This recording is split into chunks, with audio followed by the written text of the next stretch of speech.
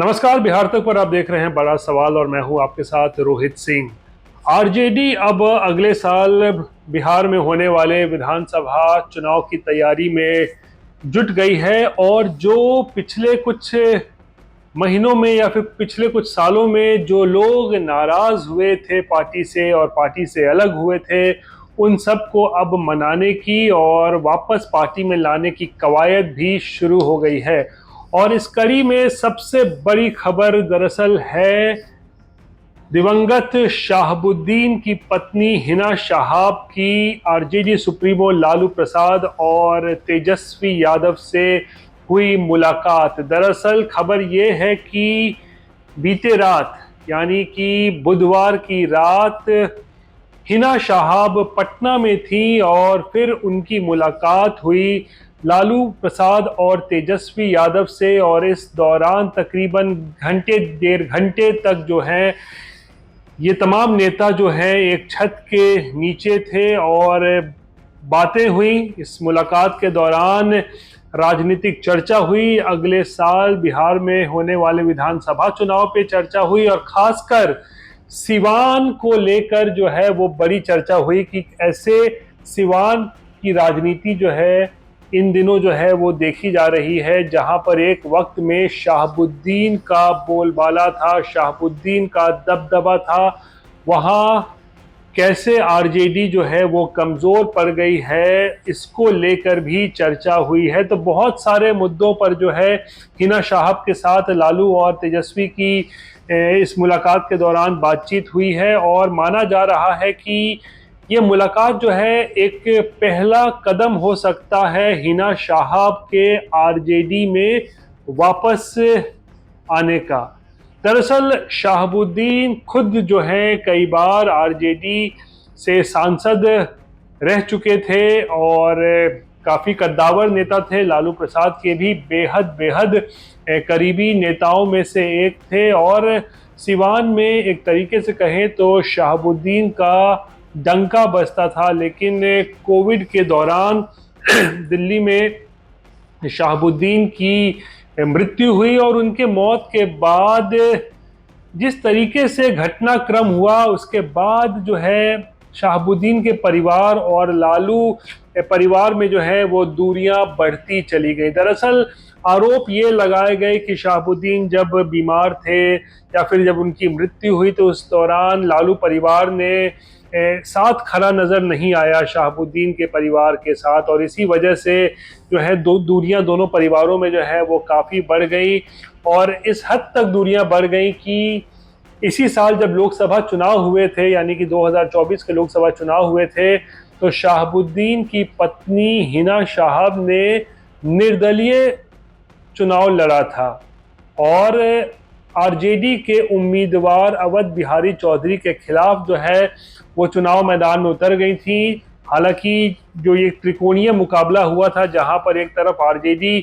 थे के उम्मीदवार थे, दूसरी तरफ जेडीयू की उम्मीदवार थी और तीसरी तरफ निर्दलीय के तौर पर हिना शहाब थी। तो ये त्रिकोणीय मुकाबले में जेडीयू उम्मीदवार की जो है वो जीत हुई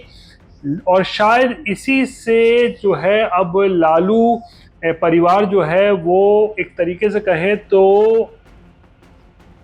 पैनिक बटन जो है वो दबा चुका है। यानी कि एक खतरे की घंटी जो है वो शायद लालू परिवार को सुनाई दे दी है कि हिना शहाब अगर आरजेडी से अलग हो जाती है तो किस तरीके से वो नुकसान पहुंचा सकती है आरजेडी को, ये साफ हो गया है। क्योंकि अगर हम आंकड़ों पर नज़र डालें अगर इस लोकसभा चुनाव में तो 6 विधानसभा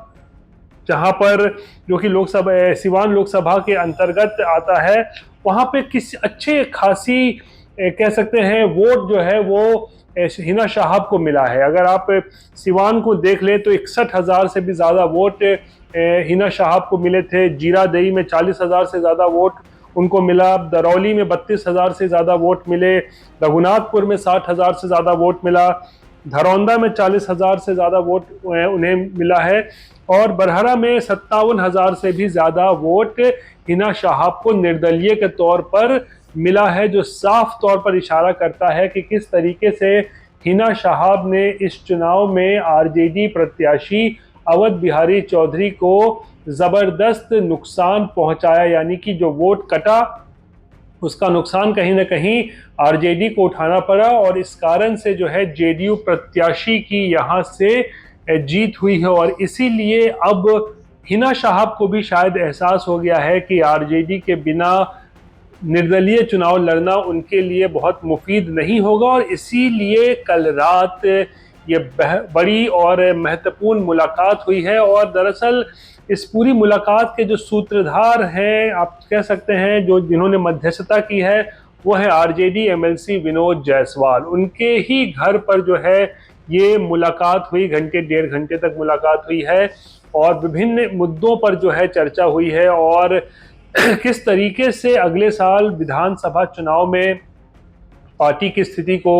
मजबूत किया जाए, इसको लेकर भी जो है वो चर्चा जो है इस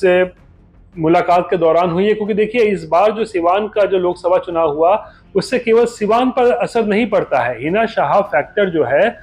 यानी कि मुसलमान जो है, मुसलमान केवल सिवान में ही लालू परिवार से या फिर आरजेडी से नाराज नहीं थे। शहाबुद्दीन की मौत के बाद जिस तरीके से घटनाक्रम बदला, हिना शहाब के रिश्ते बिगड़े लालू परिवार से, और उसका असर जो है मुसलमान वोट बैंक में भी देखने को मिला। तो कहीं ना कहीं मुसलमान जो वोटर्स हैं वो सिवान में वो आरजेडी से छिटके, तो इसका असर केवल सिवान में नहीं बल्कि छपरा में भी इसका असर जो है वो देखने को मिला। वहाँ भी मुसलमान वो जो मतदाता थे वो आरजेडी से नाराज थे। और फिर गोपालगंज जो है आसपास के ज़िले, वहाँ भी जो है इसका असर जो है वो देखने को मिला है। यानी कि सिवान, गोपालगंज, छपरा, ये तमाम ऐसे लोकसभा सीटें हैं जहाँ पर मुसलमान जो है वो नाराज थे, और हिना शहाब फैक्टर की वजह से जो है लालू परिवार से जो है उनकी नाराजगी साफ तौर पर देखी गई। तो ऐसे में अब लालू परिवार ने कदम बढ़ाया है, हिना शहाब को वापस आरजेडी में लाने की जो है वो कवायद माना जा रहा है कि इस मुलाकात के जरिए शुरू हो चुकी है। और माना जा रहा है कि आने वाले दिनों में और भी कई नेता हैं जो पार्टी छोड़कर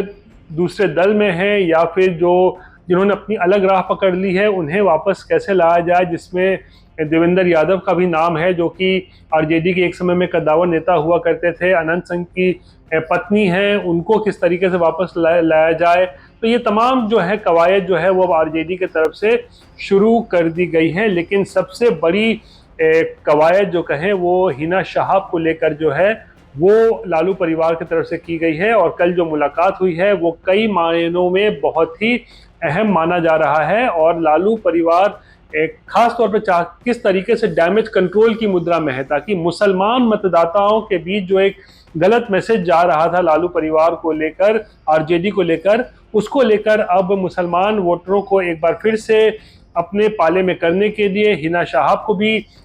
खुश करने के लिए, आप कह सकते हैं डैमेज कंट्रोल करने के लिए, अब लालू परिवार भी जो है वो बैकफुट पर नजर आ रहा है। और कोशिशें अब तेज हो गई हैं कि हिना शहाब को आरजेडी में विधानसभा चुनाव से पहले लाया जाए, ताकि मुस्लिम मतदाता जो है एक बार फिर से आरजेडी की तरफ जो है वो झुक सकें। बहरहाल ये थी बिहार से जुड़ी हुई आज की सबसे बड़ी खबर। बाकी की तमाम खबरों के लिए आप देखते रहिए बिहार तक, और मुझे आज के लिए दीजिए इजाजत। नमस्कार।